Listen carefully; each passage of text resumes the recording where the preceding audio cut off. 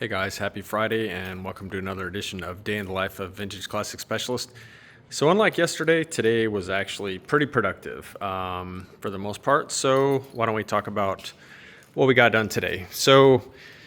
I talked to our neighbor shop, Octavio's, who those of you that follow probably know they do most, but not all, most of our upholstery, and almost always they do our headliners though. And so Octavio came over and we were looking at this headliner, and we kind of decided there's probably no practical way to save it. It's too crispy around the corners.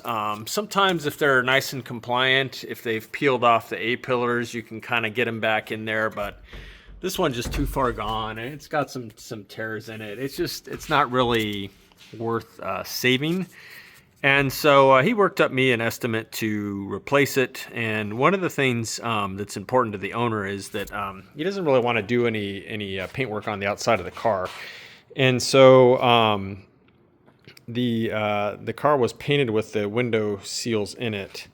But luckily, the front, the windshield and the rear window, the seals are actually pretty compliant. And so Octavio and I were discussing it, and he feels that they can remove the front and rear windows and reuse these seals, which is important because they're going to go out to this edge where the paint sort of stops. I don't know if you'll be able to see that or not, but that way when we put it back in, you're not going to have like some weird gap around here where, if we put in a brand new seal that was maybe a little narrower or something, maybe there'd be a gap.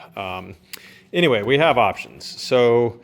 And likewise, like I mentioned, the back seal is pretty compliant. These have obviously been replaced at some point. They're like a cowlick type rubber without the trim, which I think actually works pretty well on this car because the dad of the current owner at some point deleted the trim probably when they went and painted it. So it kind of works actually having the cowlick rubber on here. So anyway. Yeah, new headliner. The reason the windows are important is that on the C pillars and the A pillars, the headliner actually gets tucked underneath the window seals. So that's why we have to mess with the windows to put in a headliner. So yeah, we're gonna do that. And so as such, I went ahead and started pulling out, which I was gonna do anyway because we were gonna replace all the seals. Yesterday I had the windows out and these seals. So today, I went and pulled out the rear seals and stripped and pop-out windows.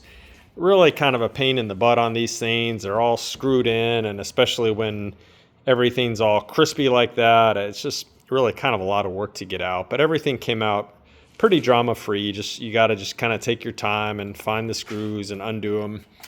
And that runs all the way up here, and all the way back basically down the A-pillar here. There's this couple chrome strips. One of them runs from about here, or aluminum actually. One of them runs from here all the way down the A-pillar.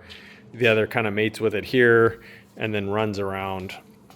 So those are kind of a pain. And then there's another chrome strip here that kind of fills in between the pop-out window and the door window. Anyway, long story short, got all those out, pretty drama-free, but you just got to be patient. So all those strips are here, and so this will be a good opportunity to get those cleaned up before they go back in, and hit them with some steel wool, get them looking nice, get any paint or anything like that off them. So yeah, that was actually a pretty good accomplishment for today because the car, I think I mentioned we're going to put some wheels and tires back on it and probably send it over to Octavio's early next week so that they can do the metal work in the back and then also underneath in the floor pans. And while we're at it, we may have them plug some holes in the front trunk here. There's a massive one right there that shouldn't be there. Anyway, so other than pulling out windows, worked on some other things here. So the thumbnail for the video showed the carburetor. So the carburetor, I think I had assembled it all the way yesterday, but hadn't really done much of anything else with it. So I went and chem dipped the main body today. Came out really nice. I mean, the thing looks new. It was really in good shape other than just being dirty. So cleaned and chem dipped the various cast parts of the carburetor. They all pretty much look new, like we like things to look.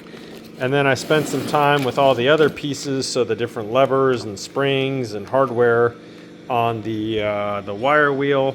Got those all cleaned up for zinc plating. One thing with the zinc plating process is that the more time you put in on the parts before you send them to zinc plating, the better they look. So we really like to try and remove any signs of rust or paint or anything like that that may be on things, and it kind of pays dividends in how the zinc job comes out, because if there's rust or anything on these, sometimes the zinc plating won't really adhere properly. So these are all actually going to be the kind of gold colored or yellow zinc on the carburetor. That's appropriate for these later model cars. And then while I was cleaning things, I went and cleaned up all the rear brake, and there's a few front brake pieces in here also for zinc plating. These will be clear zinc, so the various levers for the e-brake, and then the bar that goes between the two shoes, and there's a few front disc brake parts in here. So yeah, these two batches of zinc plating will go over to the platers on Monday, probably have them back midweek, and then start putting things back together. The other thing with the brakes was I was going to rebuild the original calipers for the front. These cars were equipped with disc brakes in the front, and I went and I pulled one apart, and the pistons are totally stuck in there. So these are just going to get tossed, and we'll replace them with new ones. Trying to reuse the original parts when we can, but sometimes they're just too far gone.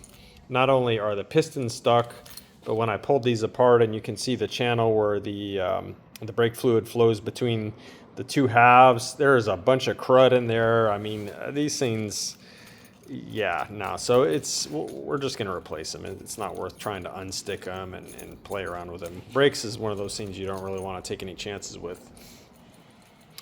So those are the main things today. Pretty productive day on the Ghia, and yeah, like I said, probably early next week it's going to go over to Octavio's. It'll be over there for a few days, and when it comes back, we'll probably pick up where we left off. Anyway, thanks for watching, guys. Hope everyone has a good weekend, and we'll see you Monday. Thank you.